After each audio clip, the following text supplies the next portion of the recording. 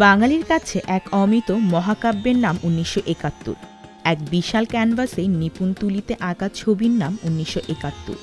সেই মহাকাব্যের শেষ পংক্তিটি রচিত হয়েছিল ১৬ই ডিসেম্বরে। ৯ মাসের রক্তক্ষয়ী সংগ্রাম, হাজারো ত্যাগ, ৩০ লাখ শহীদ আর ২ লাখ নারী সম্ভ্রমের বিনিময়ে বাংলাদেশের আকাশে একদিন উঠেছিল মুক্তির লাল সূর্য। ৫৬,০০০ বর্গমাইলের শ্যামল ভূমি একদিন ভিজেছিল আনন্দ অশ্রুতে। ক্যালেন্ডারের পাতা ঘুরে প্রতি বছর আসে ১৬ই ডিসেম্বর। বাঙালির শরীরে মনে প্রস্তুত হয় বিজয় উদযাপনের জন্য। এবারও তার ব্যতিক্রম নয়। লাখো শহীদের স্মৃতি বিজড়িত সাভার জাতীয় স্মৃতিসৌধ দাঁড়িয়ে ঊর্ধ্বমুখী। আবারও নামবে শ্রদ্ধানত মানুষের ঢল। সেই মিছিলে থাকবেন রাষ্ট্রের সরকারের প্রধান নির্বাহী থেকে শুরু করে গুরুত্বপূর্ণ ব্যক্তিরা।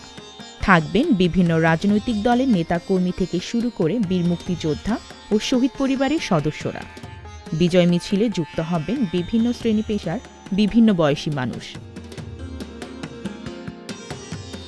সাভারের নবীনগরে ৮৪ একর জায়গা জুড়ে সবুজে ঘেরা বিস্তীর্ণ এলাকায় দাঁড়িয়ে বাঙালির হাজার বছরের শ্রেষ্ঠ অর্জনের স্মারক। জাতীয় স্মৃতিসৌধের সর্বমোট আয়তন ৮৪ একর। স্মৃতিস্তম্ভ পরিবেষ্টন করে আছে ২৪ একর এলাকার বৃক্ষশোভিত সবুজ বলয়। স্মৃতিসৌধটি উচ্চতা ১৫০ ফুট।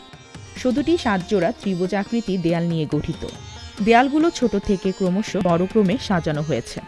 এই ৭ জোড়া দেয়াল বাংলাদেশের স্বাধীনতা আন্দোলনের ৭টি ধারাবাহিক পর্যায়কে নির্দেশ করে। ১৯৫২-এর ভাষা আন্দোলন, ১৯৫৪-র যুক্তফ্রন্ট নির্বাচন, ১৯৫৬-র সংবিধান আন্দোলন, ১৯৬২-র শিক্ষা আন্দোলন, ১৯৬৬-র ৬ দফা আন্দোলন, ১৯৬৯-এর গণ অভ্যুত্থান, ১৯৭১-এর মুক্তিযুদ্ধ। এই ৭টি ঘটনাকে স্বাধীনতা আন্দোলনের পরিক্রমা হিসেবে বিবেচনা করে সৌধটি নির্মিত হয়েছে।